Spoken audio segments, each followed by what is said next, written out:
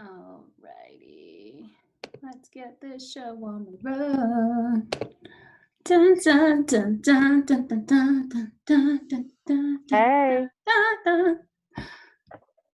so sorry. I was So waiting in the wrong waiting exciting. room. So exciting. I was in the wrong room, April. Somebody else's Zoom room. Okay. And I'm Oh like, yeah. And so I looked and, you can look up here and I was thinking, this is just strange. So I kept seeing you guys post stuff on the messenger. And I thought, no, this is not even sounding right. no. Oh And no. I was in the wrong room. Oh no, that's Oh, we're funny. all here now. Yay! Yay. See, Sorry that's why about they that, make guys. passwords, Lachelle, for you, for people like you that just pop in Zoom rooms. Right. Well, I wasn't popping because it kept saying the host is not here yet. And I thought, this doesn't sound right. So I waited a couple minutes and yeah, I'm like, one of those things. I One feel like of those today's Monday, days, right? even though Oh, it's Wednesday. it's Wednesday. Well, let's get started. I'm so excited for this conversation. Thank you, ladies, for being here live with us in the group today. So, for everyone that's watching, thank you. And we're going to do it a little bit different tonight. So, we're going to have two of the ladies share, and then we're going to take questions. So, feel free to post your questions inside of the group, and we'll be monitoring them. And when we have the break time, we'll answer questions as you guys post them. And then at the end, there'll be another Q&A for you guys to put questions out there as well. So, I want to start off and introduce these beautiful women that I have with me tonight. We have Miss Lachelle Adkins, we have Pam Farrell, and Peggy Sue Wells. They're going to tell you a little bit more about themselves before they get into their specific topic that they're talking about. But overall tonight, we're talking about children's wellness, right?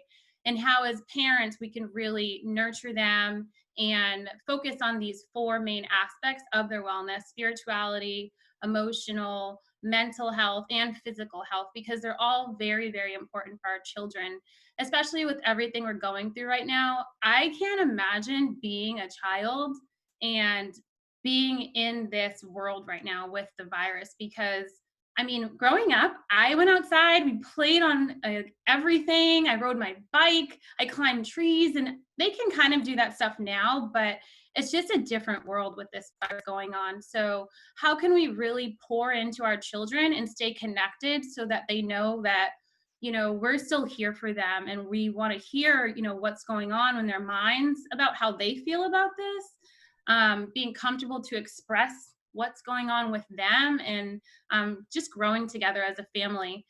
So let's kick it off. Who is up first? That's me. Hey, everybody. I'm Pam Farrell. I am a co-director with my husband, Bill, of our ministry, Lovewise. We like to say we park ourselves on the corner of God's love and God's wisdom.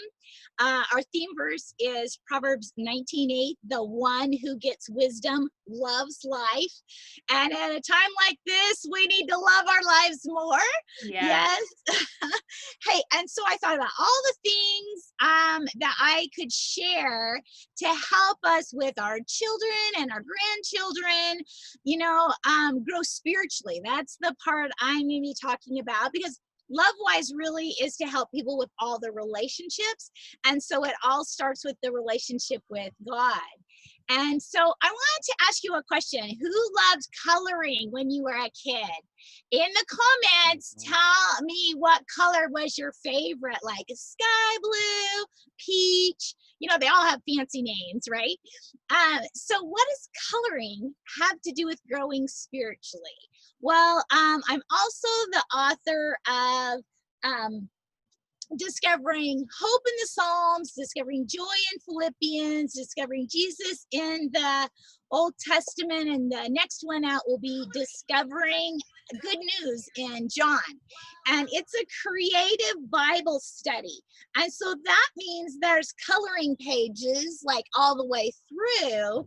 And so it's like it takes you back to that heart of a child. that you had. And here is some statistics that I did a article for Dr. Sandra Dalton on the scientific blessing of coloring, right? And it's not a waste of time, especially if you're doing it with your kids and your grandkids. You cannot think about your problems while you're coloring. You're trying to stay in the lines. And so one of the things that my kids do and did and my grandkids do is soaking time. And let me just share this verse out of Psalms 71. Then I'll tell you what soaking time is and how to do it with your kids and grandkids. Okay, so Psalms 71 says, my mouth will tell of your righteous acts, your deeds of salvation all day long, for their number is past my knowledge. With mighty deeds of the Lord I will come. I will remind them of your righteousness, yours alone. Oh God, from my mouth you have taught me, and I still proclaim your wondrous deeds, even to old age. Yes, I am 62. Even to old age and gray hair that I just colored. Oh God, do not forsake me until I proclaim your might to another generation, your power to all those who come. So your kids, your grandkids, your great-grandkids, etc. And so that is our job. Our job is to proclaim the mighty God things that we've seen him do in our lives, in our families, and share those God stories, and then make some kind of a record of them. And so my grandkids, they do what they call soaking time. When I did it with my boys, I called it a quiet time because I lived with 3 boys. It was always noisy. So when they did this, they were actually quiet. And so that is, we would choose a verse for the day, and then I would pull out the colors, and I would encourage them to draw how they saw that verse from their point of view, right? From in their world, how would they draw it out? For example, let me share you just this little picture. If any of us lacks wisdom, let him ask God, who gives it generously to all without reproach, and it will be given to him. Well, I call that cupcake theology, that God gives us his wisdom generously, like that thick frosting on a cupcake, okay?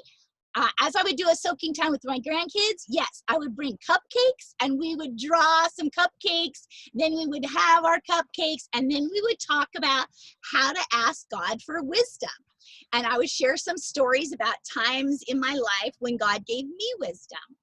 Let me give you a couple more examples here. I'll share one of my favorite from Philippians 4. And that, you know, right now it's like, it's so easy to be like afraid and think of all things scary and awful and COVID.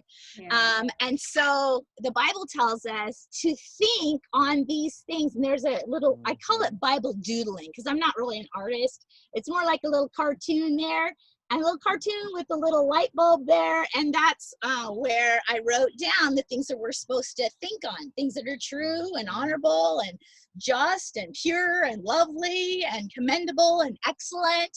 And then with my grandkids, I would talk through what each one of those words meant, and then we would play like a little game. Like, okay, what's something that you think is lovely? Oh, a flower. Oh, this pretty dress. My boys would be like, mountain biking. So it just is a way to connect all generations. Kids, their parents, the grandparents, is a wonderful opportunity for your family reunions that might be coming up this summer, even if it's on Zoom. That's how we're doing it right now with my far-flung family. Last little verse that I'll share, and this is my favorite page out of my Bible art Bible. And so I try to, this is how I spend my Sundays.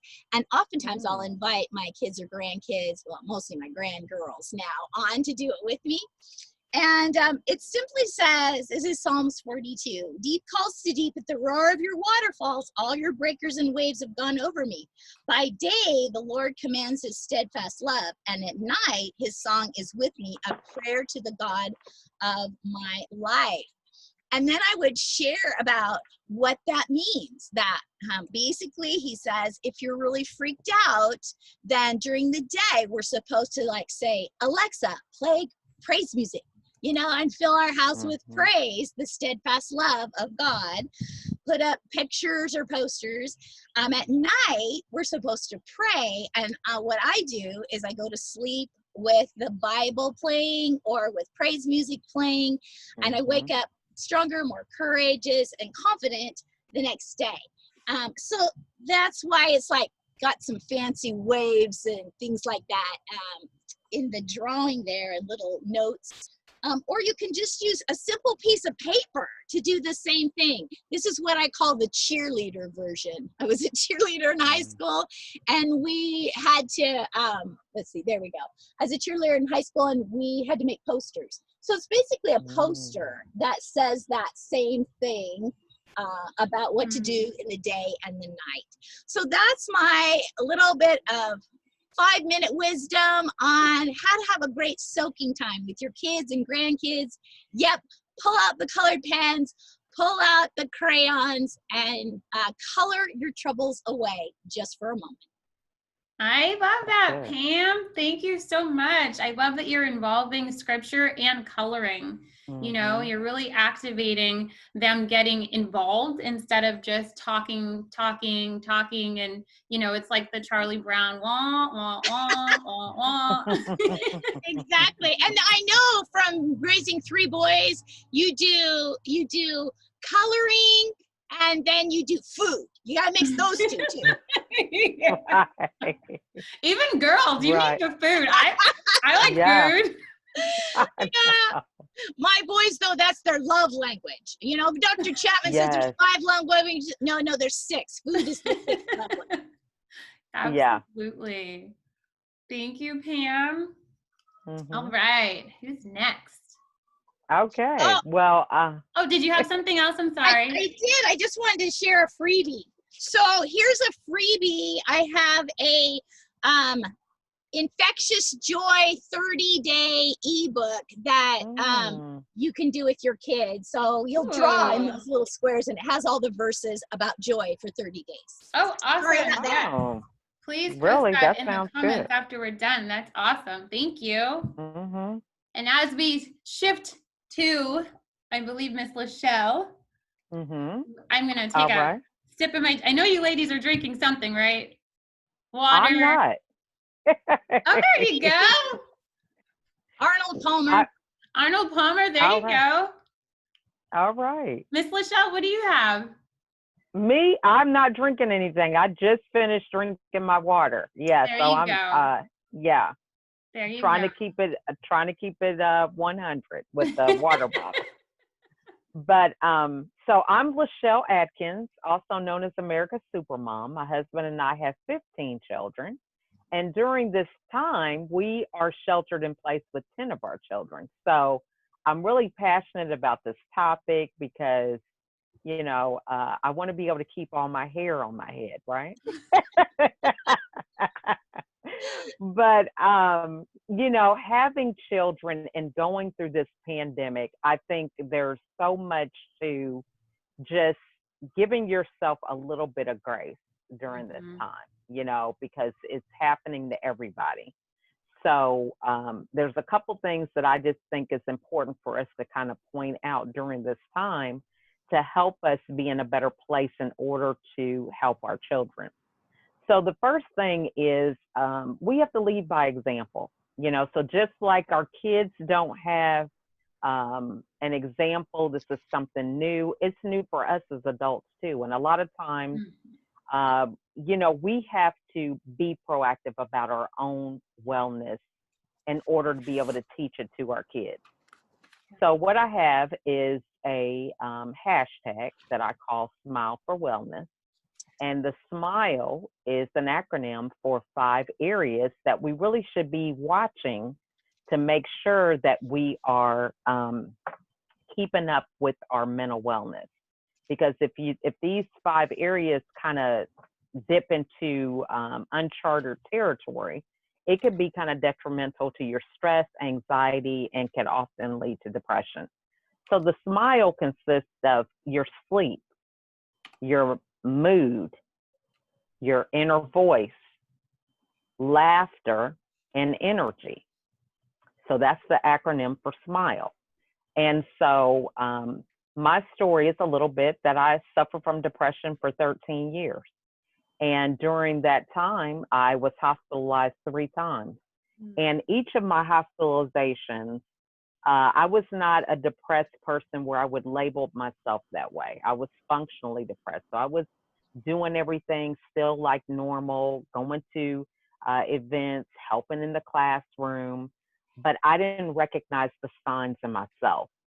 So for this Smile for Wellness, those are pillars of areas that you can kind of be proactive in your own mental wellness and say, hey, how much sleep have I been getting? You know, one of the things that happened for me with my children was their sleep patterns got thrown off. You know, I would joke and say, I feel like I have a newborn because my kids seem like they have their days and nights mixed up. They would be up at like 4 o'clock in the morning. They would go to bed at a decent hour, but in the middle of the night, they had like this pandemic wake up. That's what I would call it. And a lot of adults suffered from the same thing when I would talk to a lot of my business associates and everything. So being able to recognize some of these areas, you know, are they laughing? Are they finding joy in some of these things? And, you know, they really can have a detrimental effect if they are not kept in some kind of balance or recognizing that these are areas that they need to be proactive in. So that's the first thing. So as we get ready to lead our kids in their wellness, we first have to have a system for ourselves. So as we smile, we can teach them how to smile. We can teach them how to empower themselves to think about the key areas that they can begin to move forward with their wellness. So in addition to that, we need to be mindful of open communication. So during this pandemic, some of my kids had nightmares. Some of them felt very stressed out. You know, they missed their friends. They, you know, had aspirations for what summer was going to be, and it got totally flipped upside down. So being in a space to have open communication is so key, you know, because we're in space that we've never been in before, and it's important to keep that dialogue going and being able to even, you know, do things a little different. I had a daughter who had a birthday over the summer, and we had an outdoor party, and people wore their masks. And, you know, there's ways that you can kind of modify, have social distancing, and doing some things if it's really a priority and something that they want to do, finding ways that you can modify that and have a dialogue about that. So open communication is key.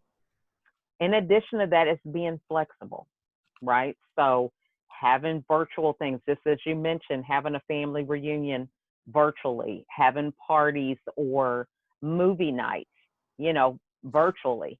There are so many different things that you can kind of explore that can allow you still that interaction in accomplishing certain things, but showing your kids how to be innovative and how to pivot during this time. So we had one of my son's friends, he's a photographer, and he did a photo shoot through a FaceTime. So I was just really amazed at how he got the pictures. I mean, it was a nice set of pictures, but it was done through FaceTime. Wow. So just the whole thing about being flexible, thinking out of the box, and having that kind of mindset. And then the last thing is remembering your values.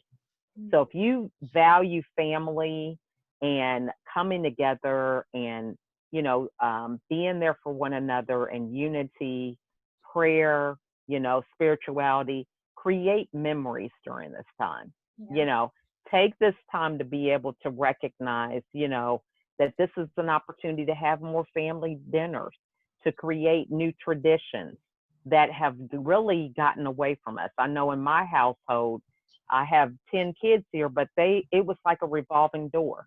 One child was working, somebody had football practice, somebody had cheerleading, and it was a constant situation where we really just didn't even sit down at the dinner table together except on Sunday, because that's the only days somebody didn't have anything else going on.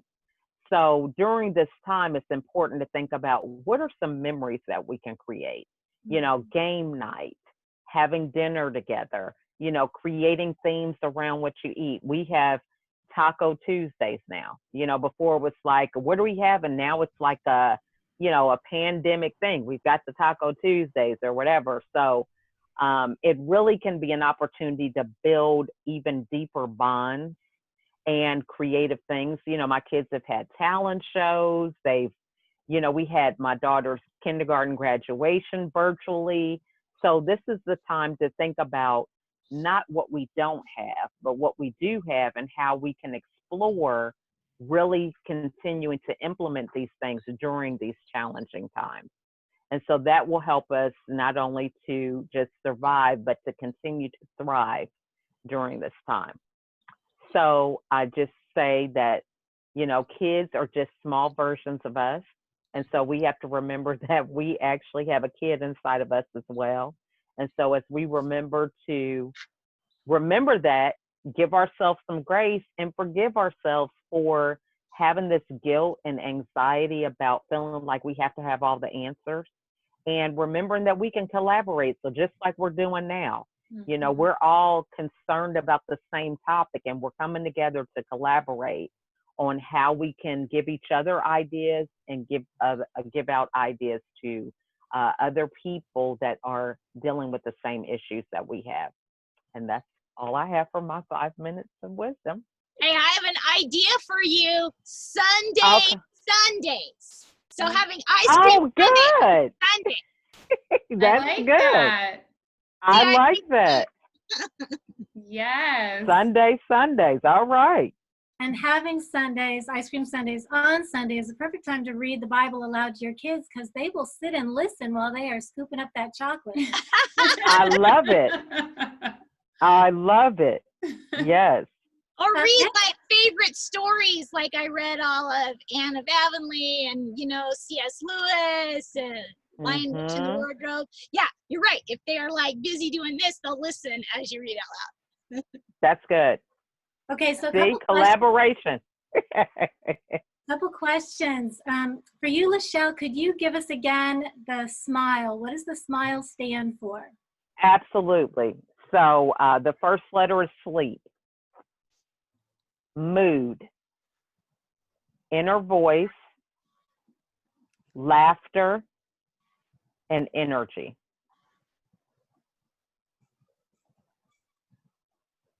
I so love that. Thank you.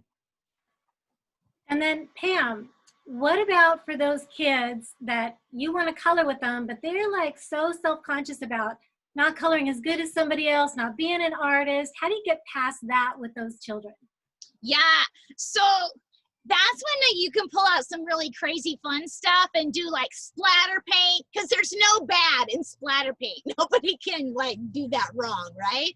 Or you can do arts and crafts that use their hands and their feet to make different, you know, imaginary people or animals. So just start with that, and then okay, I'm gonna go back and say chocolate pudding. See, it all goes back to food.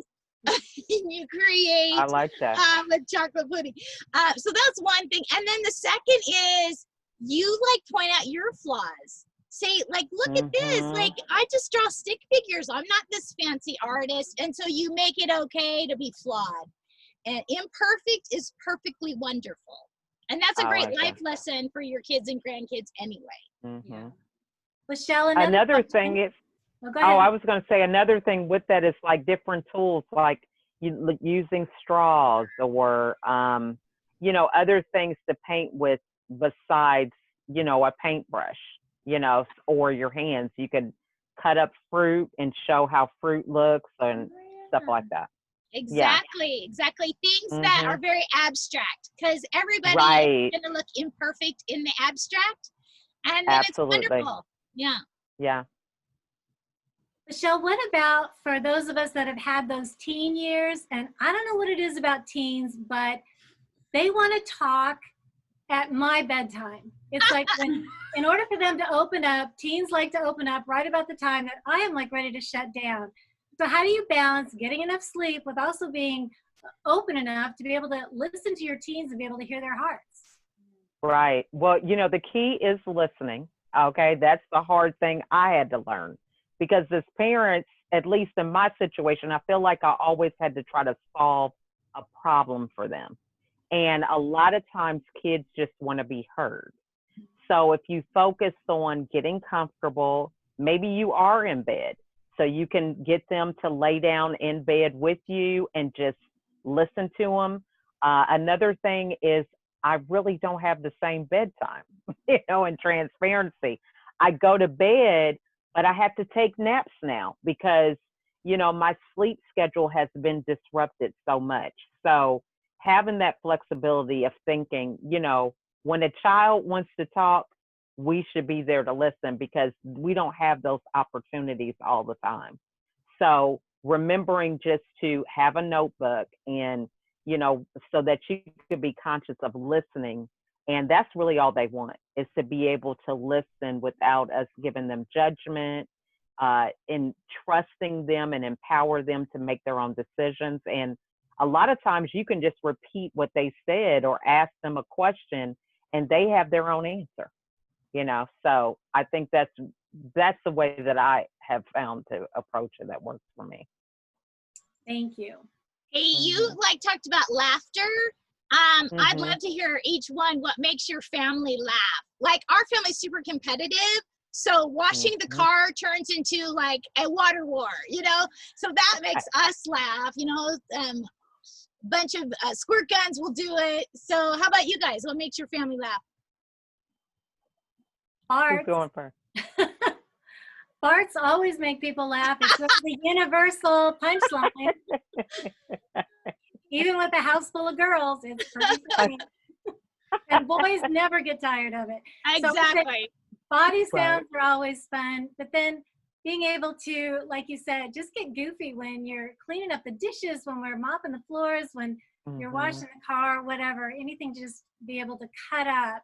And sock-footed dancing on the hardwood floors. Yes. Somebody just puts it on, and whether we're doing dishes or vacuuming or whatever, we just all come together and we start line dancing, and we laugh the whole time, and we're trying to learn the new Mm-hmm. moves. And I'd say just the sock-footed dancing is probably one of the top things for us. That's awesome. Yeah, I would agree. For us, it's definitely I have 3 boys and 1 girl. So a lot of the body noises, or a lot of them making the noises and it's not real, or a lot of the pouting out. Like right now, they're 10, 9, 8, and 10, 9, 8, and 5. So right now it's a lot of like the butt and, the words, right, that are just like, yeah.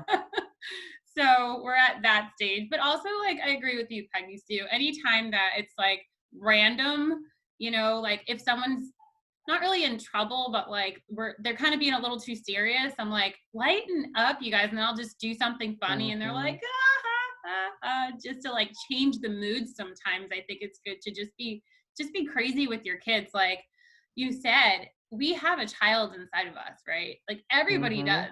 Whether it's loud and obnoxious, like my inner child is sometimes, or whether it's really quiet, it's still there. So just tap into that sometimes with your kids, because they will appreciate it. Trust me. Your teenagers might be a little embarrassed.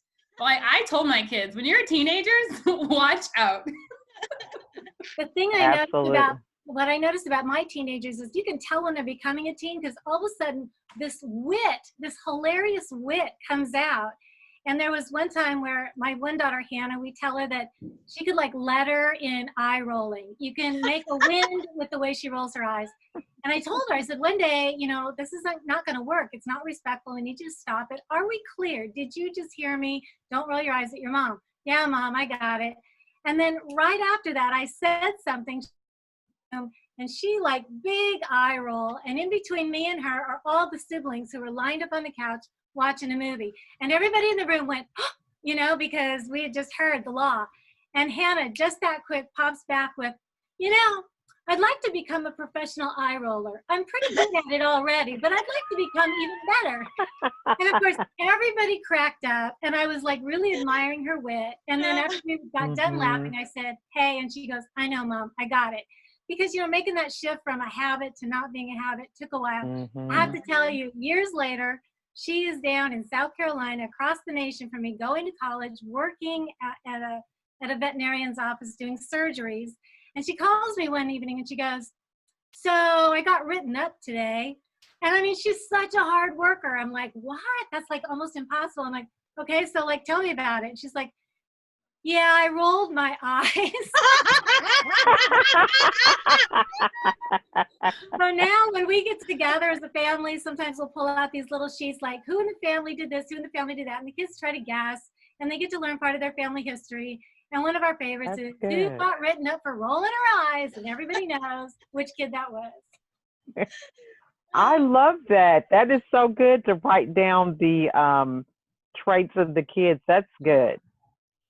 Because those are the things that we forget. Yeah, that's and good. For the younger ones, because the younger ones don't know what the older ones were like. Right. Yeah. The history of the older ones. That's good. Yeah. So your own 15, Trivial Pursuit.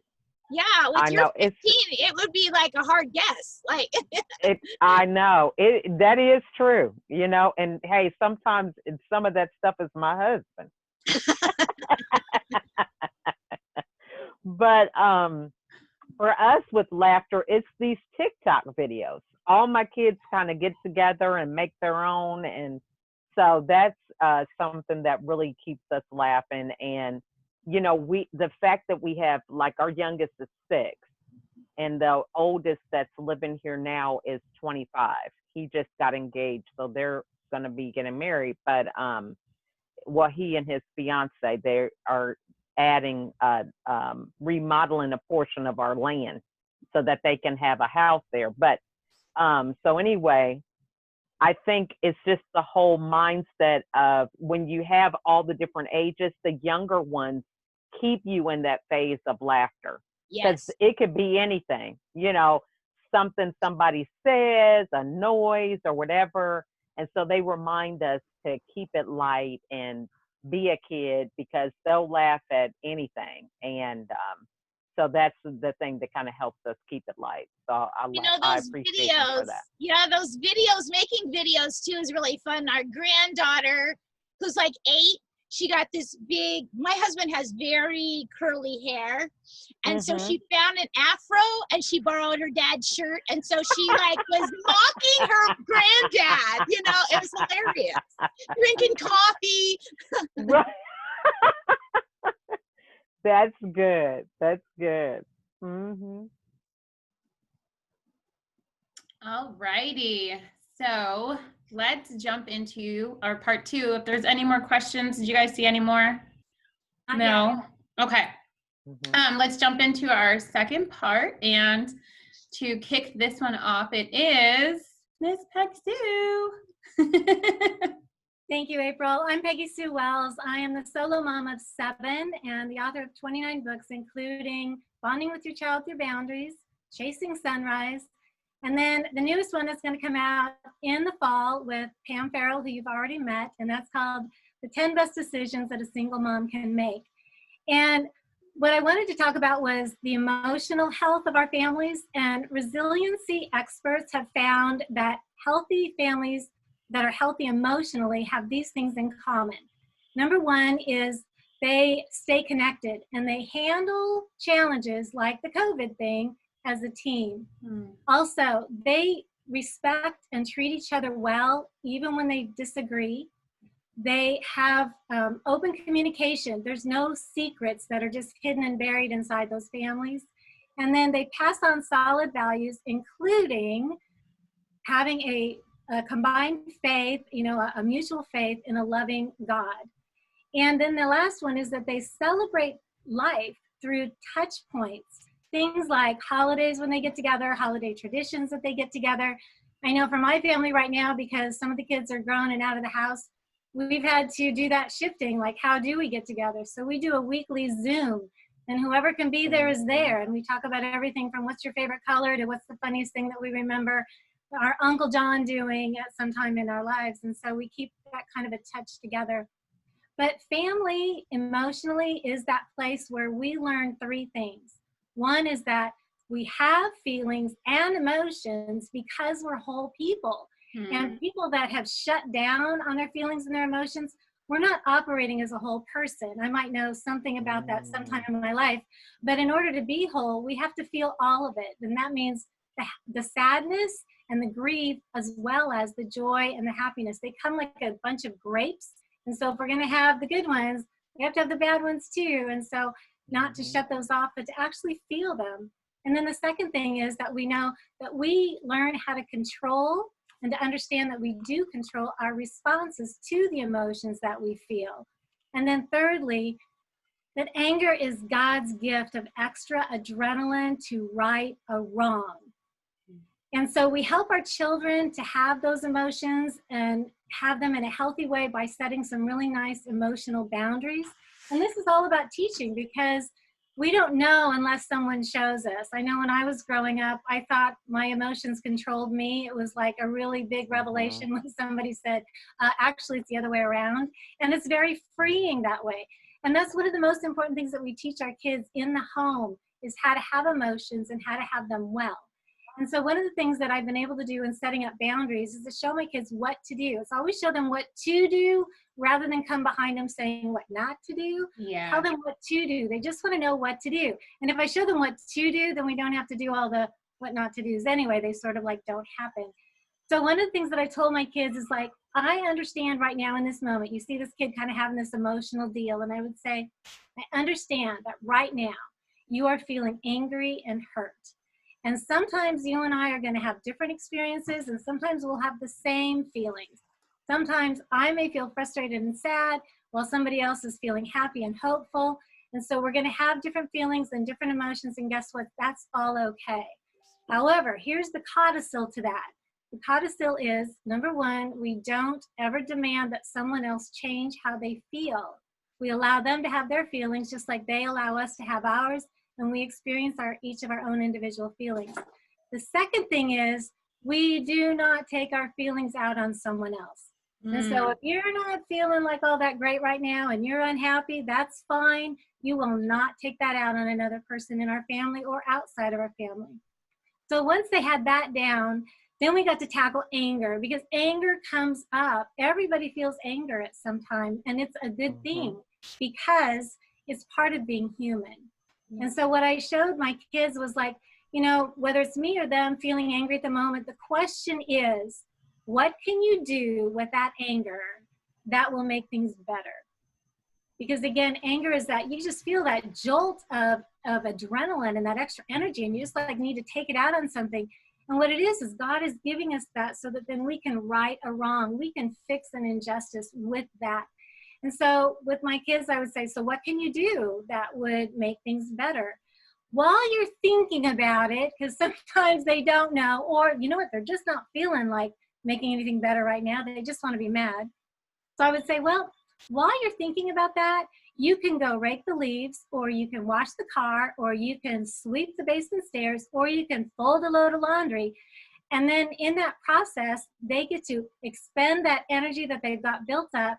And then at the end of it, they look at what they've done, and they can feel proud and good about what they did with their energy. They did something that moved the family forward. They did something that was beneficial for all of us. And then other times during that thinking time, they will a lot of times come back and say, you know what, I know what I want to do. I know how I want to act in order to right that wrong, in order to make something very, very much better. And so then for handling emotions in a really healthy fashion, our family learned about staying to the facts. Stick to the facts, ma'am, nothing but the facts. And otherwise, the flip side of that was going into the 5 R's. So let me give you an example. One morning, on a Saturday morning, Hannah woke up and she was just moping around the house. And so being the good mom that I am, I wanted to cheer her up. So I told a few jokes, and I made some tea, and I cooked her favorite pancakes. And she ignored my tea, and she ignored my jokes, and she just pushed that pancake around on her plate, and she did not eat it. And so at that point, I'm thinking, you know, I've done all this to kind of cheer her up, and she's rejected that. I'm feeling very rejected. So that's the first R to go into, feeling rejected. And then I don't like feeling rejected. It's not a good feeling. So then I become resentful about feeling rejected. So in the resentfulness, the typical thing for me to do is to make up a story. So I made up a story, and the stories that we make up in these situations are always negative. And so the story that I made up was, I bet I stink as a mom, and she would rather be anywhere else on Saturday morning than spending time with boring old me. So that was my resentment. So then the next step from there is resistance. Okay, fine. You're not looking at me. I'm not going to look at you. You're giving me the silent treatment. I'm going to give you the silent treatment. And so that's where we go into resistance. Yeah. And so that's the third R. And then the fourth R is revenge. After I've given her the silent treatment for a little while, my tendency in the past would have been to be, okay, fine. I'm not feeling really happy about this. So I want you to know how I feel. So I'm going to do something that will help you understand how I feel. And you'll feel the same way, such as, hey, what about your bedroom? Are you like going to clean that sometime this century? What about that homework? Are you keeping those grades above sea level? See how those little stilettos would just come out of my mouth in the past. So then what would happen is then that would hurt her. And so then because we're family and we're in the same situation, especially now, very often, we just repeat this. That's the fifth R, repeat. So it starts with rejection, then resentment, then resistance, then revenge, then repeat. And when you're getting into the repeating, it's like, I hurt you, so you hurt me, so I hurt you, so you hurt me. And then we show up at family gatherings and you wonder why Aunt so-and-so isn't talking to so-and-so on this side and why this sibling is pouty and this sibling is manipulative. It's because people are in the 5 R's. And so I've learned that the way to stop going into that parade, and we do this as a family now, is that I just look at the facts. Facts are, Hannah was mopey. And I just leave it at that. And if I leave it at that, there's no offense taken. There's no rejection that comes of it. But when I notice that I've gone into the next R, which I did that morning, which was going into the resentment part, then I just would say to her, and this is what I did this particular morning, I said, Hannah, story I'm making up in my head right now is that you'd rather be anywhere else on Saturday than with me because I stink as a mom. And she kind of like blinked and looked up and she's like, wow, Mom, you know what? I just found out that the little boy I babysit for has leukemia. And it was like, oh, this isn't about me at all. In fact, it usually isn't about me. But what I learned in that moment was, as a family, I need to just stick with the facts. And if I don't stick with the facts, but I go into that negative story, then I either need to go back and stick with the facts and clear the negative story, or perhaps I need to get clear with the person that I'm feeling that way about. And this has become a really good tool for our family, because I will sometimes start down a path with one of my kids. You know what? I called so-and-so and you didn't call me back. Da, da, da. And one of the kids will go, what's the facts, Mom? Well, the facts are, Awesome.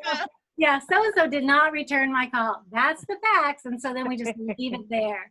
And so that way we're not carrying around the 5 R's with us. So those were the things that we, learned to do. The other thing as a family that we've done in situations like this, we always look at what can we do instead of not what can we not do. Because if I look at what I cannot do, we like spiral down, Lachelle, into that place, that pit that you talked about of depression. So we just look at, well, what can we do? And we just go in that direction. Hence the weekly, Zoom that we do with family members, whoever can show up. And guess what? If somebody doesn't show up, I don't ever go, why didn't they show up? We don't like read into it. We're just like, hey, these were the people that were here. These are the people that weren't. It's all good. And so we let each other off the hook that way. So I would like to say that we also like to read out loud. We talked about that here. And if you want to read some good read out loud books, I do have Homeless for the Holidays that you can find on Amazon, or feel free to contact me on my website, which is www.peggysuewells.com. And I have the story of The Girl Who Wore Freedom. It's a true World War II story about a 5-year-old girl who was liberated by our U.S. troops. And I will send that to you so that you can read it out loud. So that would be me, as far as those are the tips that I would do for just moving your family into staying healthy emotionally while we're in what we're in. Thank you so much, Peggy Sue. And for everyone that's watching, we will have a Q&A as soon as we finish. So if you have burning questions that you want to ask, you can put them in the chat, and then we will get to them as soon as we are done. So I want to jump into the physical. And as I was really thinking about physical, I'm like, you know, we really do miss such an important aspect of our health and our children's health when it Mhm. comes to physical safety. So when we think of safety, especially as moms, we're like, okay, you know, seat belts. We want to think about the personal hygiene and keeping them health safe, you know, brushing your teeth, taking showers, even though I know some kids just don't like to get clean. I don't know about you guys. My kids will fight me to get clean, especially the boys. I'm like, you need Mhm. to take a shower. Swimming. I went swimming, Mom. Yeah. Right. And it's like, okay, while you're in the shower, use soap. Oh yeah, I'm sorry. The Oh, soap, is too. that not the truth? Yeah. Yes. Use the soap and wash your hands with soap. Did you wash your hands? Yes, I washed my Right. hands. Okay, let me smell them. Why do you want to smell them? Because you didn't use soap. Like, that's Right. not washing, that's rinsing, okay? So true. And it changes like overnight when they think about girls. Yes. It's like, what happened to my Oh. child? You can't get them out of the Oh. bathroom. Noted, Miss get them out of the Lachelle. shower. Noted. Can't get them out of the bathroom. Yeah. Mm-hmm.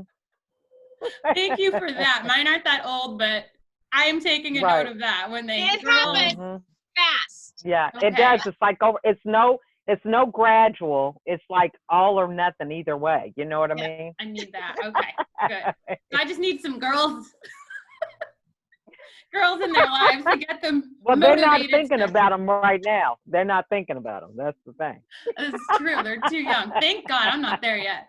I'm not ready. So yes, as moms, you know, we think about these things and we press it upon our kids to be, you know, do hygiene, brush your teeth, take your shower, clean your feet, you know, Mhm. don't track that through my house kind of thing. But we're also thinking about when they do sports, right? When they sign up for a sport, it's so expensive, man. All that gear they have to wear, depending on which sport, hockey, football, like even, you know, whatever sport, we make sure they have the equipment and that they have the safety things to take care of their outward being when it comes to sports so that our kids are safe, right? And they can't play that sport unless they have the appropriate safety equipment. They just can't play. They will not be able to play. Oh, funny story. So James was our first one to get into sports and he plays baseball. So y'all know what baseball means for a boy when you have to get safety equipment. And so he's like, Mom, they say I need a cup. Why do I need a cup? Like, I have my water bottle. What do I need to bring a cup for? And I'm like, oh gosh, like not my lane. Like, I'm not your dad. And I'm like, okay, I'm gonna try to explain this to him. And I'm like, so your private area needs protection. And he's like, so I gotta go get a cup from the cabinet for a bat? And I'm like, nope, not doing it. Not doing it. I'm like, David, you got this. Like, this is, I got Ariana, okay? You got this one. So, you know, they need that protection regardless of what sport they play.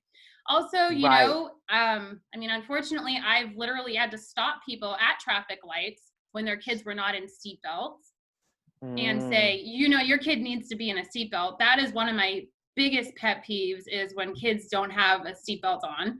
But as moms, as parents, we try to make sure our kids are in a seatbelt. Another safety thing, again, that is your outward safety for your child. You're protecting them while they're inside the vehicle, putting on that seatbelt, and making sure they're sitting down. So I wonder, right? We get into COVID and we have to wear a mask a lot of places. Most places here in North Carolina, you have to wear a mask. And then you want to be, you know, 6 feet apart. And then we also want to increase, here we go again with the hand washing. And please use soap, kids, because you need the soap or it's just rinsing. So then you're washing your hands, you're wearing your mask. And this is all to protect literally the inside. Washing your hands is so that when kids grab things and they stick it in their mouth, their hands are as clean as we can get them and they don't get the inside stick. So I just feel like as parents, we really need to start focusing on the inside of that child Mhm. as much as we focus on the outside.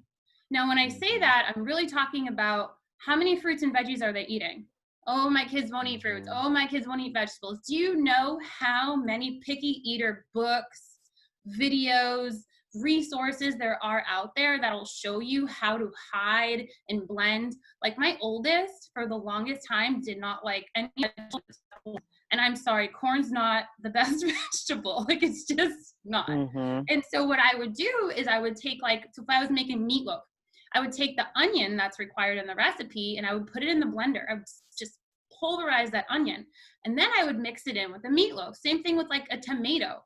Then I just mix it all up in there Mhm. and give him the meatloaf. He's like, this is great. I'm like, yeah, you're, you know, in my head, I'm like, you're eating vegetables. You don't even know it. So what I'm saying is that you really have to protect the inside, the immune system, especially at a time like Mhm. this, for your children, and realize that it's just as important as protecting their outside, if not more important, because the whole reason you wash your hands and you wear a mask is so that your inside does not get sick. And once it Mhm. does, if it does happen, what is fighting that, right? What's fighting that bad bacteria or that sickness that you just took in? Your immune Mhm. system, your body has to be strong enough to fight that. And if we're not giving our kids the proper fruits, vegetables, even the exercise that's great for their heart, their hearts and lungs to be working properly, their internal organs, if we're not making sure that's safe, then we're really doing an injustice to our children. So I just want to Mhm. encourage parents, like, think about that. Think about every time they wash their hands or every time they put that mask on, they're protecting the inside. And we have to, as parents, fight us. We really have to find creative ways to give them what they need to protect them in the inside so that they're not getting cancer. They're not getting, you know, Mhm. diabetes, early childhood diabetes. They're not getting all these things, you know. And one of the huge things that I encourage parents to do as well, please read your labels on your food.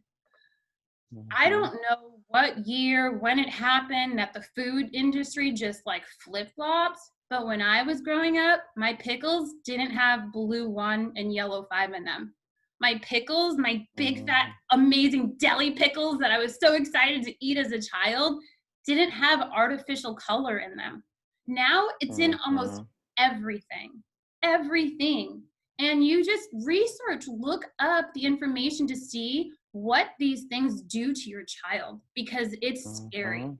It is so scary to look at blue 1, look at red 40, look at these things and see like, oh my gosh, no wonder why my kid has symptoms of ADHD.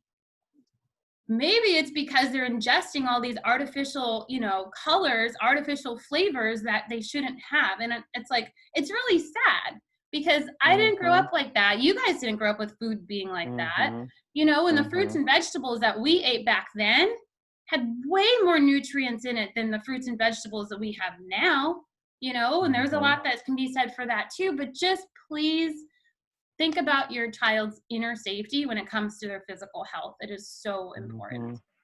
Mhm. Mhm. I totally agree, April. I grew up on a farm. We grew our own food. Yeah. So, Mhm. there was no red dye 5. But my son, I had a son who's ADD, ADHD. The best thing I did to help him with that was change his diet. To take all Mhm. preservatives out, all the sugar, like teach him a new way to live. Now he's Gatorade Young Coach of the Year. I mean, he's like a performance. He eats only the best stuff, Yeah. right? Yeah. So we can train our kids. And so Yeah, I for would sure. love to hear some hints on how you get a Have picky it. eater to Yeah, eat some of these things. Like that's my what I was gonna family say. loves the spaghetti sauce my husband makes. It's packed full of blended vegetables. They don't even know that's what makes it Right. so good. So what are some of your hints? So I Mhm. have a few. The main thing I will tell you guys is my kids eat, it's like a chewable, but it's 100% plant-based. It's fruits and vegetables and berries, and they eat them every single day. And so with the chewables, I don't have to force them to eat, like, eat the broccoli on your plate. I don't even say it anymore, because with them, number one, I know that we're in their body. Like, As soon as they Mhm. chew them up, that's it. It's already in there and it's working for them. And then number two, they started taking them on their own, right? So what Mm. happens to your body when you start eating more fruits and vegetables consistently, and that's the key, you have to be very consistent, is that your body starts to crave the fruits and vegetables. Now, Mhm. after a year of eating these chewies every single day, my 10-year-old, who I told you guys, he's my picky eater. He surprises me all the time. The other day I got a veggie tray because I was like, I don't want to cut veggies. I'm just going to put it out on the table. Like, we'll just pick at it. And I'm like, it felt kind of weird because it's like something you bring to a party, but I'm like, whatever, this is what we're eating. So I got a veggie tray and I had this avocado salsa that I got from Sam's Club. So I'm like dipping carrots and I'm just eating it. And he's like, what's that? So it's like carrots and this avocado salsa that I got from Sam's Club, and he's like, okay. So I'm like ignoring him kind of. And so I watch from the corner of my eye, he grabs a carrot and dips it and eats it. And I'm like, this is awesome, but is he gonna, come back for more? He came back for more. And I 100% think it's because he's been eating fruits and vegetables every single morning. And his body is like, this is what I want. This is what I want. And he keeps doing it on his own, so that's one big thing that I know has helped our family. Another hint that you could do for picky eaters is, like Pam said, put it in spaghetti sauce. I know you can't eat spaghetti every single day, but that's one thing you could do. Mhm. Stick it in A spaghetti morning sauce. smoothie, although a morning smoothie, they'd probably go for that every day, right? Yes. Smoothies Mhm. are a great way to hide them as well. Believe it or not, I've put vegetables in smoothies. I've put veggies in fruit Mhm. smoothies and covered it up, and they still just drank Me the too. smoothie. Smoothies are a good thing too. Really think of it like you have somebody who has a dietary need for pureed food. So just start like Mm. mashing, like just blending up stuff and adding it to Mhm. your food. I get it. You can't add it to like cereal. Right. But you can add it here and there, little hints of just blending, like in a recipe, if it calls for, like I said, a tomato, blend it up in there and stick it in, stick it in something that's red that you're going to cook or something that's dark. Just really finding the Mhm. colors so that they don't ski. It's a lot. It's really mental. It is so Right. mental. The colors, like, oh, it's green. I don't want it. But guess what? They're going to Right. eat a green Skittle. They're going to eat a Right. Starburst that's fluorescent pink, so it's like, that's what I Mhm. tell my kids. I'm like, kids are funny. They're like, why? I said, because they don't want to eat vegetables. They're like, yeah, the colors. I said, but if you go look at every single row of candy, even M&Ms, they're Mhm. all color. And they're like, Mhm. oh yeah, I guess you're right. So I will post Mhm. more hints in the Facebook group if anybody would like some more. So let's just hop into our Q&A because I know it's getting a little bit late for people. Anybody have Mhm. any questions? There Please was feel free to post there them. was one question earlier for Lachelle about how to get a 2-year-old to sleep through the night, especially if they're having nightmares. Yeah. So that is just having like a nighttime routine.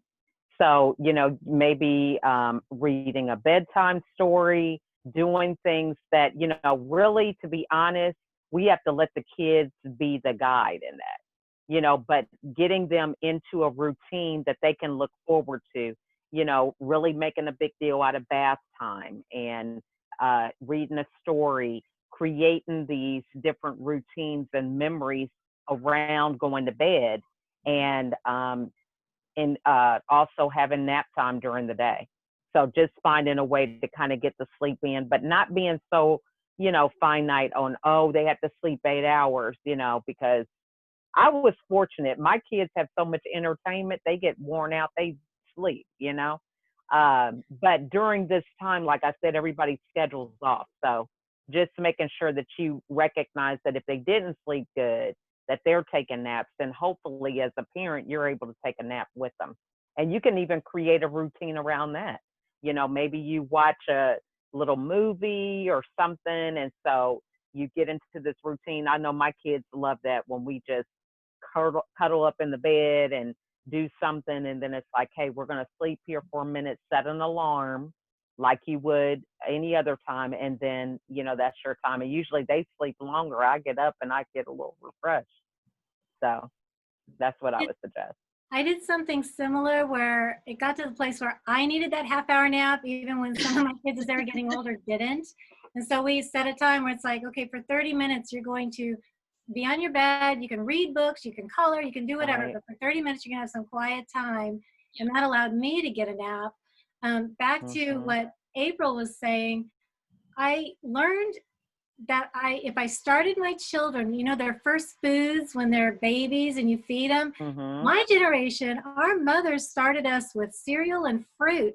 Well, that's all the sweet stuff. So of course we didn't like broccoli later on.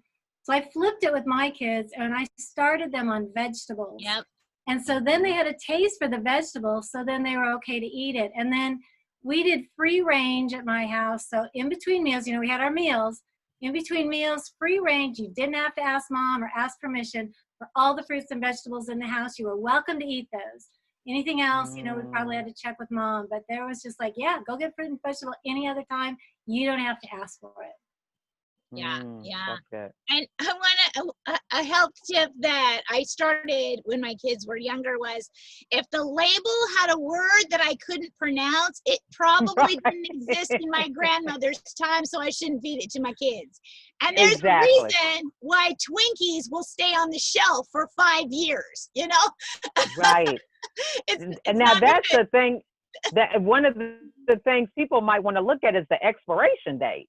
You know, you can look and see some stuff that's like 5 years old on the shelf and they're still trying to sell it. So, hey, that's another thing. Hey, leave that alone.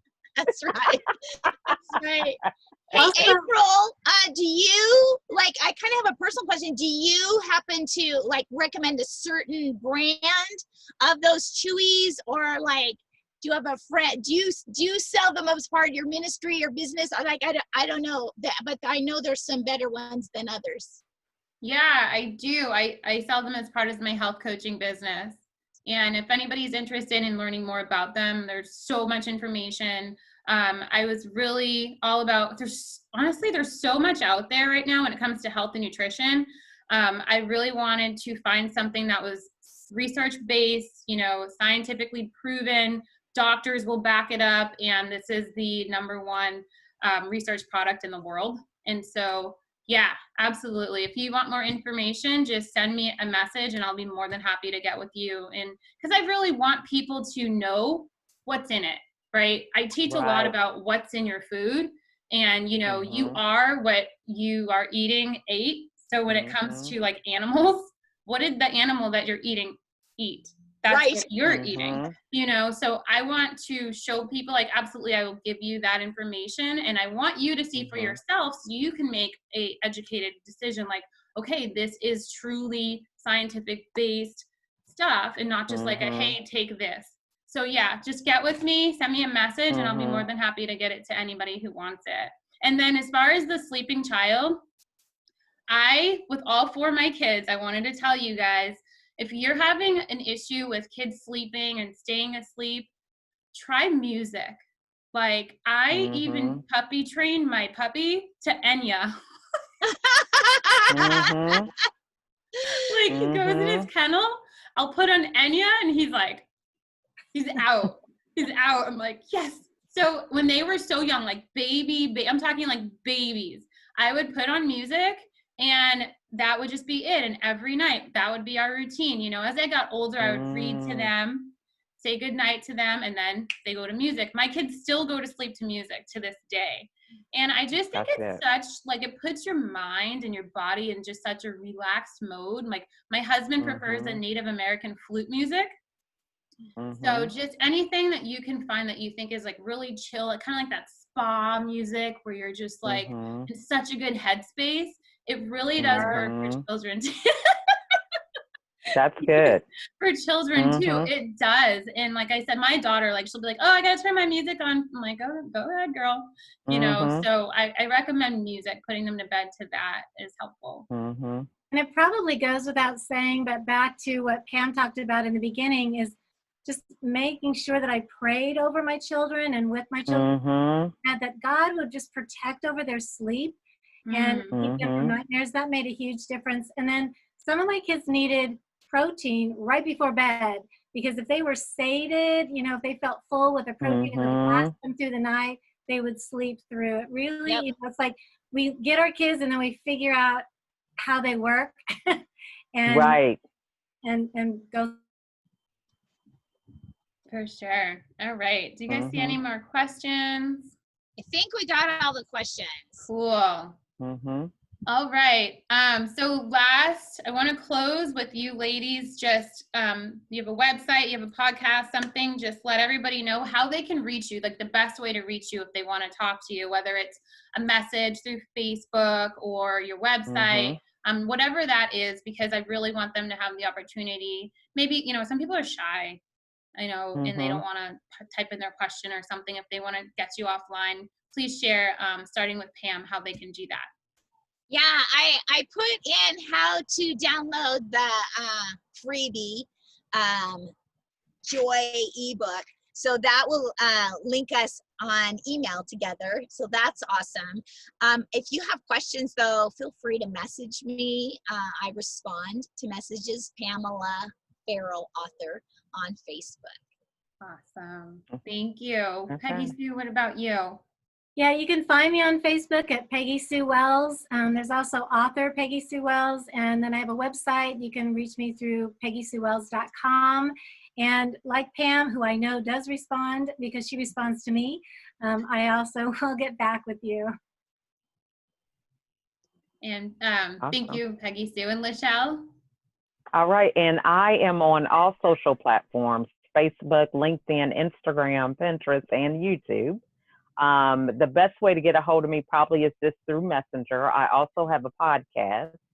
So anybody who would like to be a guest, come on and share your words of wisdom with child rearing or any topic that's related to moving us forward. During this time, we need a lot of hope and positivity. So you can catch me in those different places. Okay, tell the name of your podcast, because any mom who raised 15 kids, I want to listen every day.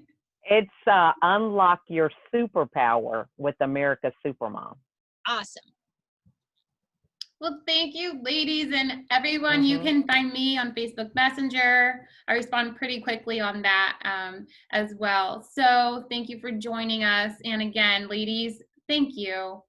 Thank you for your time and just your pouring into this. I think it's so important, especially with what we're going through as moms. Like, it's just a beast right now. And looking forward to school.